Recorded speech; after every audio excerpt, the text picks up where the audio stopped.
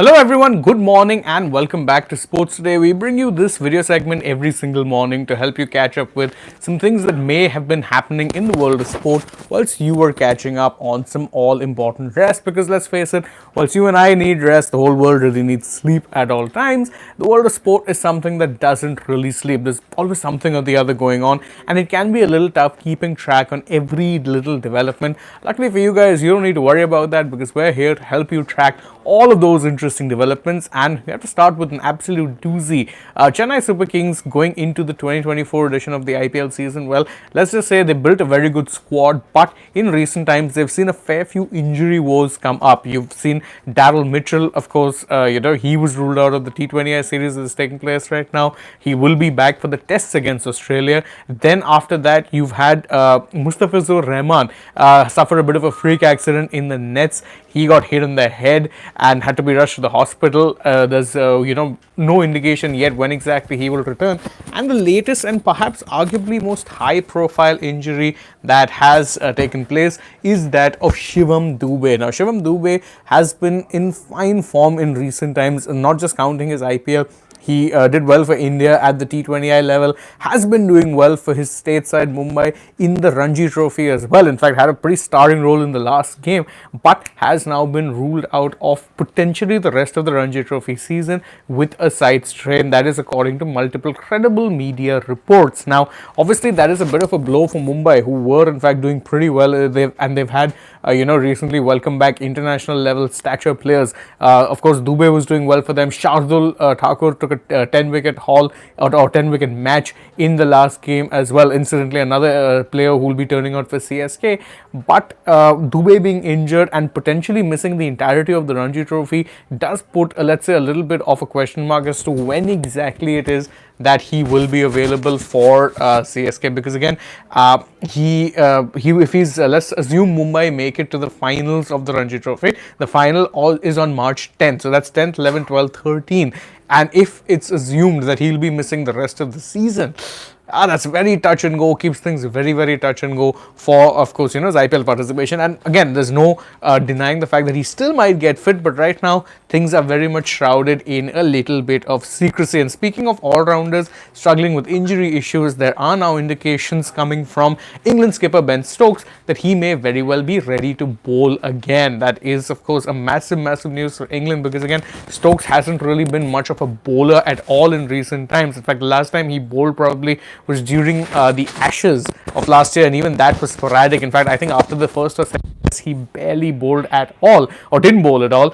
Then of course underwent knee surgery after the ODI World Cup, where he played as a specialist batter, and now potentially is ready to bowl again. He did hint in a recent press conference that he's been bowling full tilt in one of those net sessions, but any let's say return or potential return to him being a bowling option for England again would depend a lot on what exactly is being said by the medical team. Even Brendan McCullum, the head coach, has said that Ben will only bowl if necessary, A, and B, if it is that the medical team gives him the go ahead. Right now there's no indication that that's happened, even though he has, let's say, been bowling a lot in the nets. Bowling in the nets versus taking on the workload of a test match, they're two very different things. Either which way, more cricketing news, and Wanindu Hasaranga, someone who's very well known, of course, because he's one of those champion players for Sri Lanka in white ball cricket, particularly T20Is, recently notched up a rather notable feat. He became only the second Sri Lankan player after Lasith Malinga to enter the 100-wicket club for Sri Lanka in T20I cricket. He achieved that feat during, let's say, Sri Lanka's match or T20I game that was taking place against Afghanistan, the second match of the 3-match series. It was a match that Sri Lanka won rather convincingly and sealed the series because they already won the first T20I.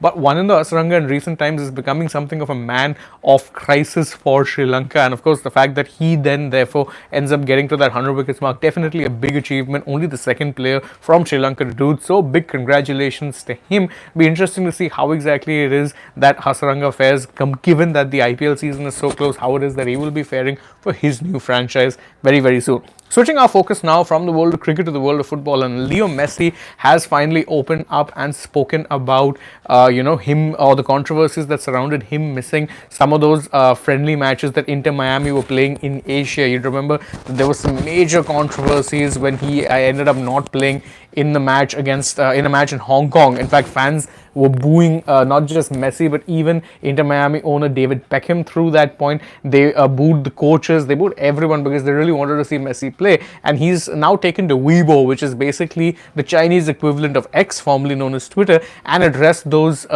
rumors and said, look, the only reason I didn't play was because I was injured. There was no other reason that I wanted to play. A lot of people are saying that it's down to politics, that it's down to this, that, saying it's nothing of the sort. He's saying if it were a political issue, I'd have never flown to Hong Kong or China in the first place.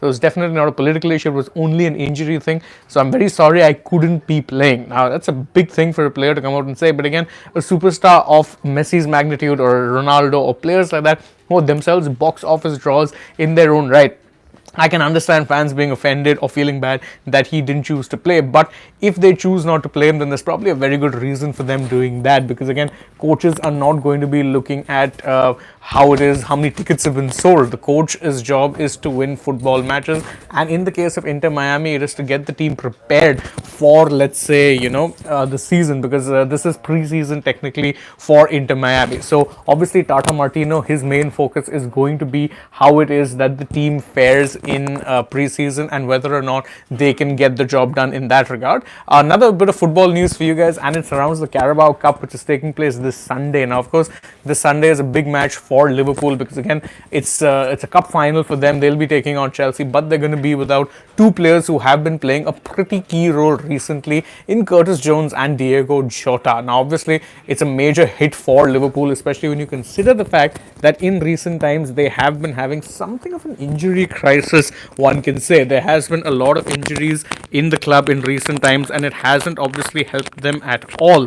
But that's another injury or another two injuries which will of course hamper them and potentially let's say cause a little bit of havoc, because again they already have so many players out with long-term injuries. So it's definitely not ideal for them in that regard, but hey, they'll roll with legs, and definitely they would be favorites going into that particular final. A little bit more football news and a couple of interesting things. Girona have been one of the standout teams in La Liga this season. There have been a lot of talks about them potentially doing a Leicester City and of course going the whole distance, having some sort of a fairy tale run at La Liga. Well, they did have a bit of a chance to cut the deficit to Real Madrid, but unfortunately a 3-2 loss to Athletic Bilbao ensured that they will not be able to actually cut that deficit and stay 6 points. They ended up losing, and it's a bit of a heartbreaking situation. But on the other side, there's another way to look at it, is that no one was expecting Girona to even compete for the top 4, top 6, never mind be competing for the title. So maybe they can recalibrate their hopes and ensure that they focus more on getting in the top 4, which they have a very good chance of doing, unlike potentially taking on a team like Real Madrid for the title, which, let's face facts, they don't really have much of a chance of doing. A little bit more football news, but this time staying local. There's been major allegations of match fixing taking place in a local Indian football league. Now, the Delhi Football Association, or is that known as Delhi Football now as they're known as, have been organizing the Delhi Premier League for local level clubs to participate in. And there was recent allegations that took place in a third division match between Abab Football Club, or Abab FC, and Rangers FC, another local side. And there was talks that Abab FC ended up scoring a rather suspect own goal. And believing me when I say I've seen the footage, and it is bad. It is as rampant as it possibly could be, that it was in fact a little bit of spot fixing by the boys. And Delhi Football have now actually addressed the allegations, and they put out a notice saying that we've taken cognizance of this, and as of now Abab FC have been suspended with immediate effect. The suspension will remain in effect until the outcome of the investigation. I will say it's a bit of a sad situation really to be dealing with, because again, Indian football already is something that deals with plenty of problems. The last thing you need is a local grassroots level league having match fixing take place for a quick buck. Really, really, really unfortunate. A bit of good news before we end this video. India were taking on Spain in an FIH Pro League game in Orissa, and the good news was that despite it being one of the not much better, let's say, displays that they have been putting up under head coach Craig Fulton, they still emerged victorious after a rather thrilling penalty shootout. The penalty shootout, in fact, went very deep, and India only won it 8-7 on sudden death. So definitely a very, very good win. Not one of the better wins you can say in terms of performance, because performance-wise, not very good display from the Indian men's hockey team, but sure enough resilience to gut it out and get the points in the end. So definitely a major boost for the hockey team as well. Hopefully they can continue showing such resilience, given it is a key year. Don't forget, hockey, you're going to be expecting at least some sort of contention for medals, if not a medal in its entirety. And that's it from us in this edition of the Morning Wrap with Sports Today. Thank you guys so much for joining us again. We enjoy you always coming to our videos and interacting with us. We hope you enjoy the same, and if you do, please let us know. You can like this video, share it with your friends, subscribe to the channel, tap that bell icon, leave us a comment as well. Follow us on Instagram, Twitter, Facebook. Don't forget to download the SportsTech app, and if you're already on the channel, well, then go right ahead, check out some other videos we have uploaded through both today as well as yesterday, and stay tuned, we have plenty more coming your way. For now, from my side, it is goodbye.